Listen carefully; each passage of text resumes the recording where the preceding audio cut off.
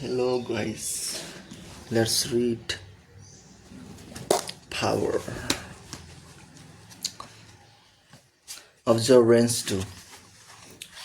Early on his career, the ambitious statesman and general Alcibiades, Alcibiades of Athens 450-404 BC fashioned a formidable weapon that became the source of his power. In every encounter with others, he would sense their moods and tastes, then carefully tailor his words and actions to mirror their inmost desires.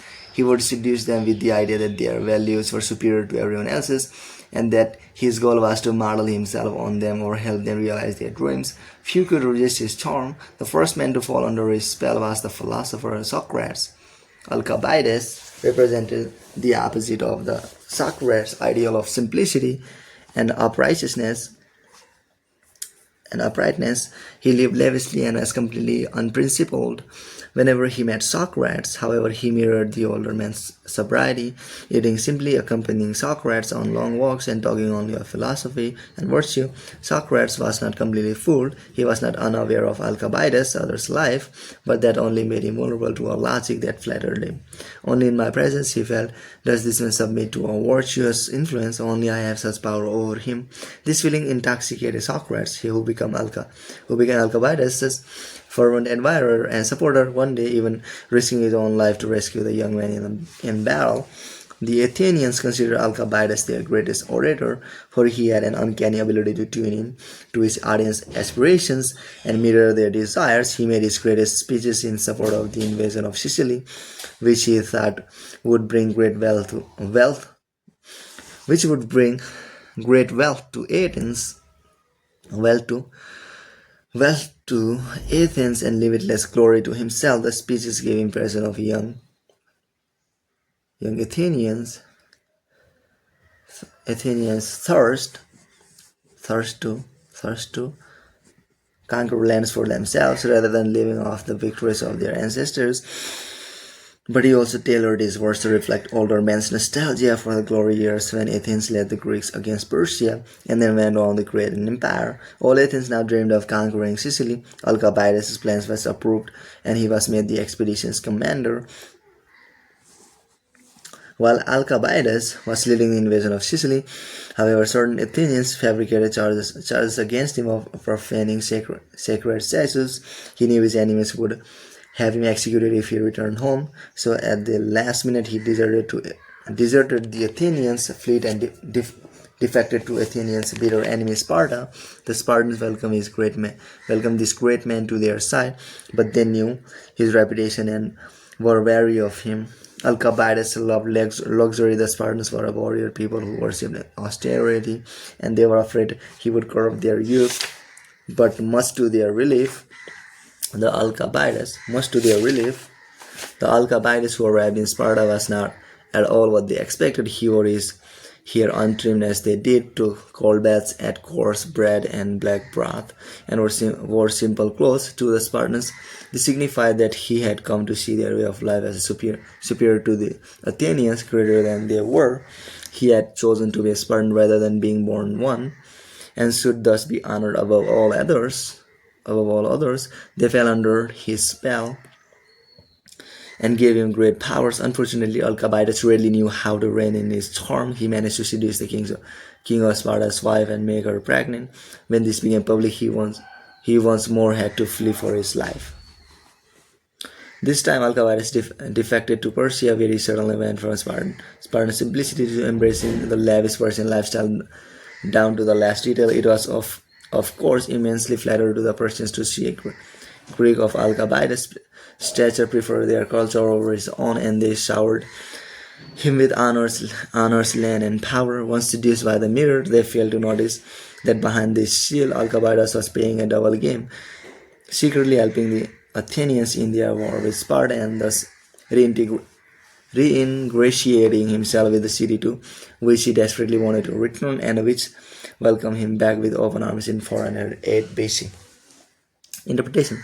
Early in his political career, Alcibiades made a discovery that that changed his whole approach to power. He had a colorful and forceful personality, but when he argued his ideas strongly with other people, he would win over a few, while at the same time alienating many more. The secret to gaining ascendancy over large numbers, he came to believe, was not to impose his colors, but to observe the colors of those around him like a chameleon.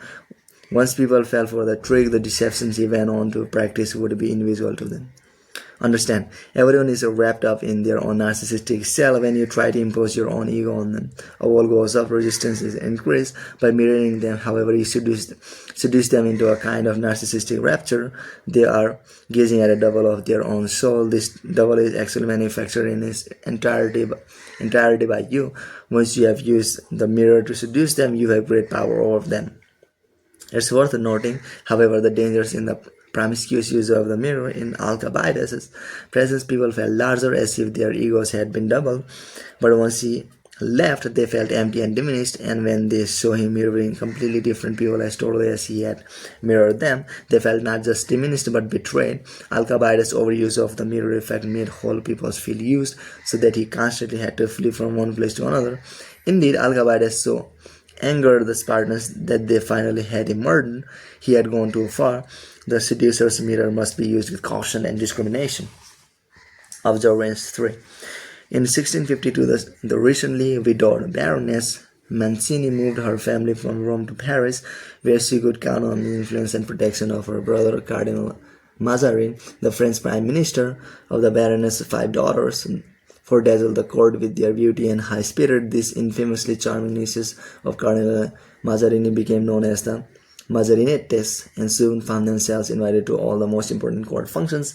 One daughter, Mary Mancini, did not share this good fortune, for she lacked the beauty and grace of her sisters, who, along with her mother and even Cardinal Mazarin, eventually came to dislike her, for they felt she spoiled the family image. They tried to persuade her to enter a convent where she would be less of an embarrassment, but she refused. Instead, she applied herself to her studies, learning Italian and Greek, perfecting her French, and practicing her musical skills. On the rare occasions when the family would let her attend court affairs, she trained herself to be an artful listener, sizing people up for their weaknesses and hidden desires. And when she finally met the future King Louis in 1657, Louis was 17 years old, Mary 18. She decided that to spite her family and uncle, she would find a way to make this young man fall in love with her.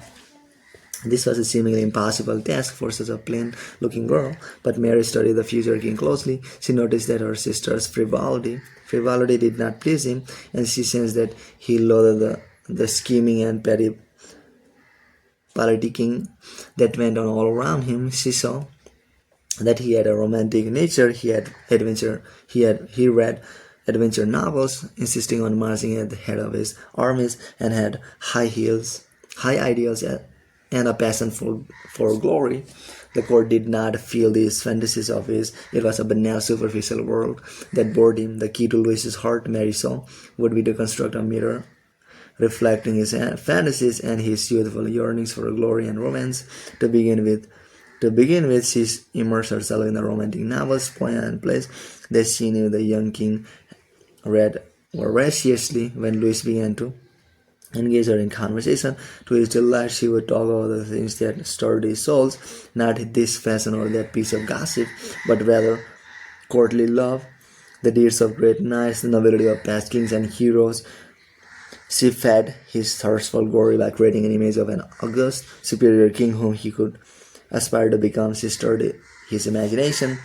As the future Sun King spent more and more time in Mary's presence, it eventually became clear that he had fallen in love with the least likely young woman of the court. To the horror of her sisters and mother, he showered Mary Mancini with attention. He brought her along on his military campaigns and made a show of stationing her where she could watch as he marched into battle. He even promised Mary that he would marry her and make her queen. Mazarini, however, would never allow the king to marry his niece, a woman who could bring France to no diplomatic or royal alliances. Louis had to marry a princess of Spain or Austria. In 1658, Louis succumbed to the pressure and agreed to break off the first romantic involvement of his life. He did so with great He did so with much regret, and at the end of his life, he acknowledged that he never loved anyone as much as Mary Mancini. Interpretation. Mary Mancini played the seducer's game to perfection. First, she took a step back to study her prey. Seduction often fails to get past the first step because it's too aggressive. The first move must always be a retreat. By studying the king from a distance, Mary saw that what distinguished him from others as high ideals, romantic nature, and snobbish disdain for petty politics. Mary's next step was to make a mirror for these hidden yearnings on Louis's part, letting him glimpse what he himself could be, a godlike king. This mirror had several functions, satisfying Louis's ego by giving him a double to look at. It also focused on him so exclusively as to give him the feeling that Mary existed for him alone, surrounded by a pack of scheming courtiers who only had their own self-interest at heart. He could not fail to be touched by this devotional focus. Finally, Mary's mirror set up an ideal for him to live up to, the noble knight of the medieval court, to a soul both romantic and ambitious. Nothing could be more intoxicating than to have someone hold up an idealized reflection of it. In effect, it was Mary Mancini who created the image of Sun King. Indeed, Louis later admitted the enormous part she had played in fashioning his radiant self-image. This is the power of the seducer's mirror. By doubling the tastes and ideals of the target, it shows your attention to his or her psychology. And a tense and more charming than an aggressive pursuit. Find out what sets the other person apart, then hold up the mirror that will reflect it and bring it out of them. Feed their fantasies of power and greatness by reflecting their ideals, and they will succumb. Okay, see you guys. Bye.